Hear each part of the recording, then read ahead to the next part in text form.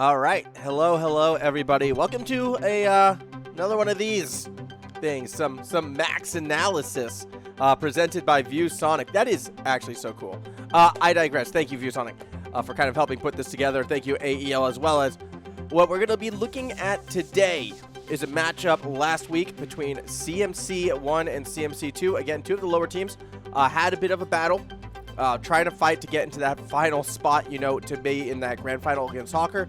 What was unique about this match, however, was the fact that it was actually a 2 versus 3. Now, CBC2 was still looking for their first real win in this event. CBC1, though, a member down. It was going to be a challenge for them.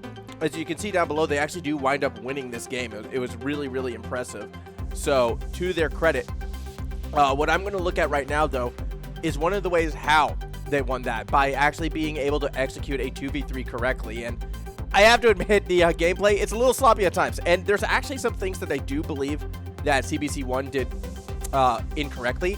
They were just fortunate that they weren't punished by it. So first what we're going to do is we're going to watch through the play with the director cam, and then we're going to go back and we're going to go into a little bit more detail about the movement and positionings and what exactly CBC1 was doing correctly to help give them this win. So without further ado, it comes after this goal, of course. All right. Pardon me. So here we go. 4:20 on the clock. You can see a back pass. I like. Okay, pause real quick. I actually like the idea of going for a back pass in this type of situation. It's a way to make sure you actually maintain that possession, especially if your opponents actually weren't coming to challenge you. Because we'll just go back again. Yeah, you can see right here, Ruben Legends kind of chilling back. I want to see what FaZe is doing. Yeah. So off this kickoff, they each stay back. Now, if they went for the shot, FaZe would have been there to make that save.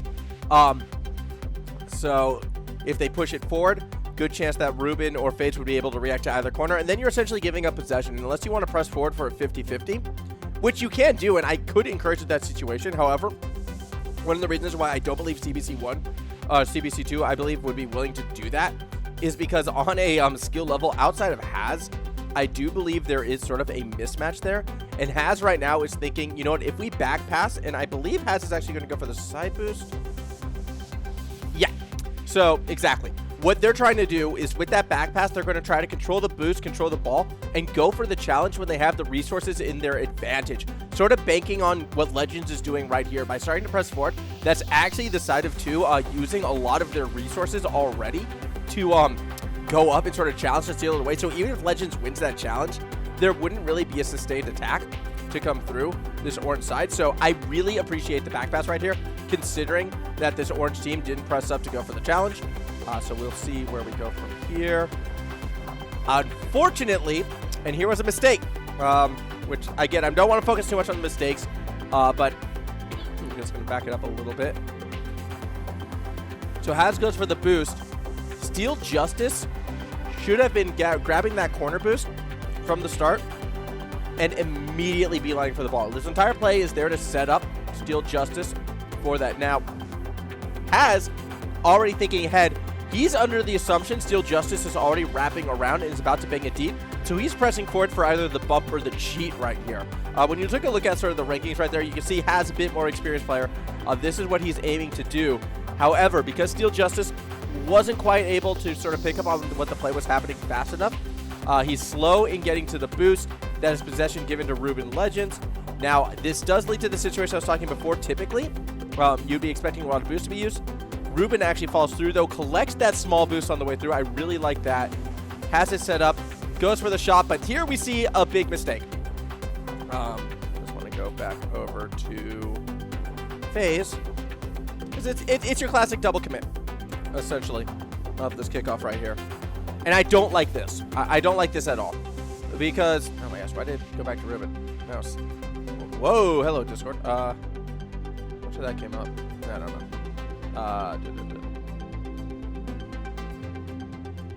Here we go, FaZe. So yeah, we watched FaZe right here. This is actually set up super well for FaZe. FaZe should right now be signaling, I have a clear shot on this ball. Ruben, back up. In fact, because we're playing 2v3, Ruben staying up there is a huge no-no.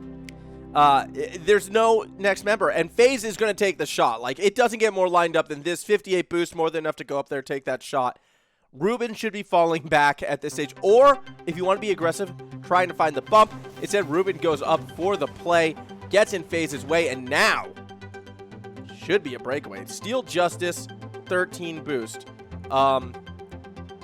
Benny Boy, 0 boost. Remember at the start how they were like kind of ball chasing, kind of trying to play reactive to the ball? This is that negative side of not really committing for that boost early. Neither of the players in position to strike have that power to go for the shot and have the boost. They get in each other's way as well. End result, ball goes wide. So a little bit unfortunate right there. Now, this is panic defense from FaZe and Ruben. They're just thinking someone's got to hit it before the shot comes through. They're the faster team on this instance. I do want to see where Benny Boy was. Yeah, Benny Boy coming through. Did get that side boost. Steal Justice plays through the corner. Oh, okay. So, this is a common mistake. This is a mistake a lot of players, you know, plat and under make, self-included, all right? Start going in right here. You know where the ball is going to go. You see it's a clear path towards, again, I'm pointing, but you see it's a clear path towards that goal right there. Benny Boy 100% can be angling right for that tight corner because you have to assume that other defender's going to be coming the other way. Like, you're racing for the ball right now, and you're driving horizontal, you're driving parallel to it. It's an open net. You're not going to have that open net for that long. You need to be aggressive. You need to press towards the ball in these types of situations. He stays back. Defender's able to find the clear. So a little bit unfortunate right there. That said, another mistake from the Soren side that they kind of double commit in the middle of the field. FaZe Fusion, though, will do enough to slow it down. No reason for Ruben to go for a touch there. Ruben is very ball chasey right now and really wants to be that proactive member. So now we have Ruben playing the corner. Let's go back to see what FaZe Fusion is doing. All right. Let's see how FaZe Fusion reads this play right now. Going through the corner.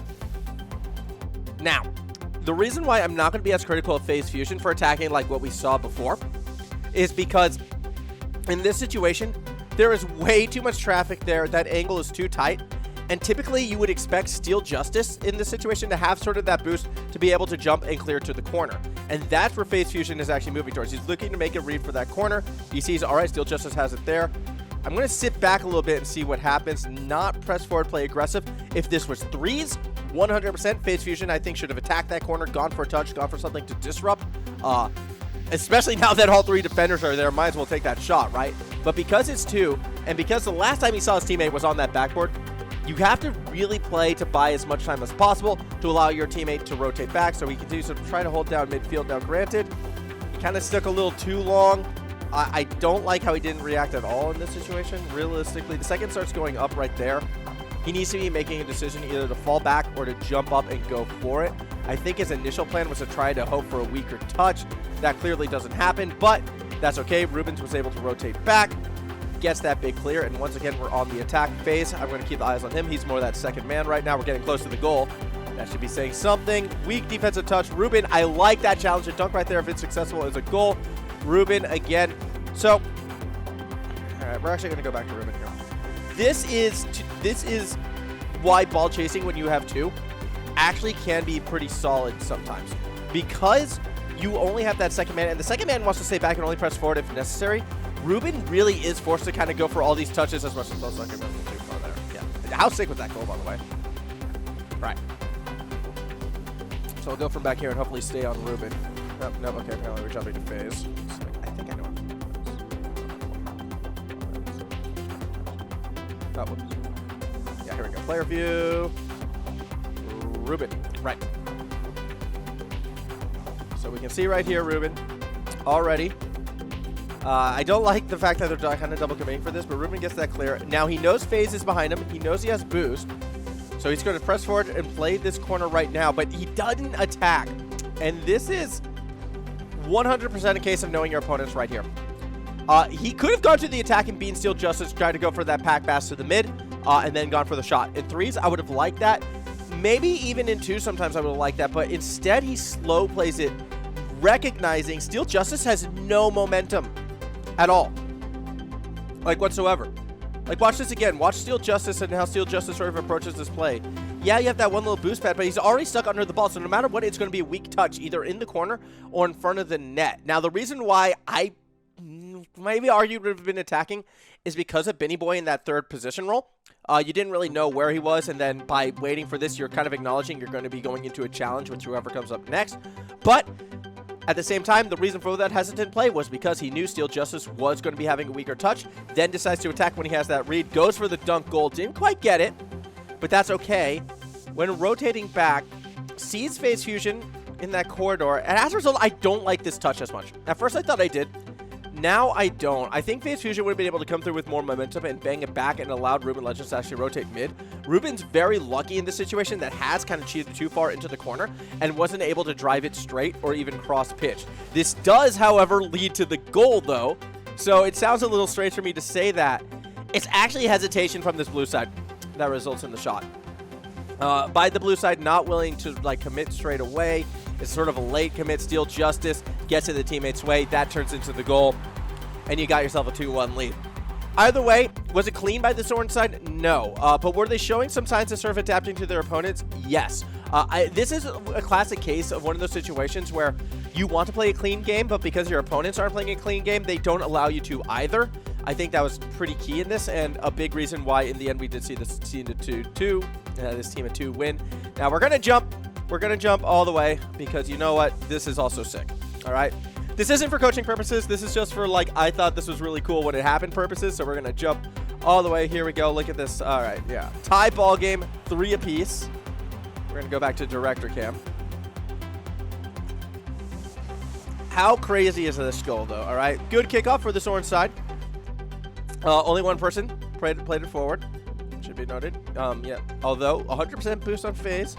Ruben this time is going to kind of fall back. Let FaZe push forward. He knows he has the boost. FaZe sees that angle, drops it in, and they commit for the double because why not? It's not like we're going to see a counter goal anyways. 4-3 victory. That is how CBC1 got it done. They won the series. They win the match. They will be advancing to that final, so get keen for that. CBC1, they're going to put what they learned against Hawker. It's going to be a tough challenge for them. They haven't been able to beat them yet. Perhaps the grand final will be the time. I believe that's being played this Saturday, if I'm not mistaken. So be sure to tune in. And until next time, have a great day, everybody.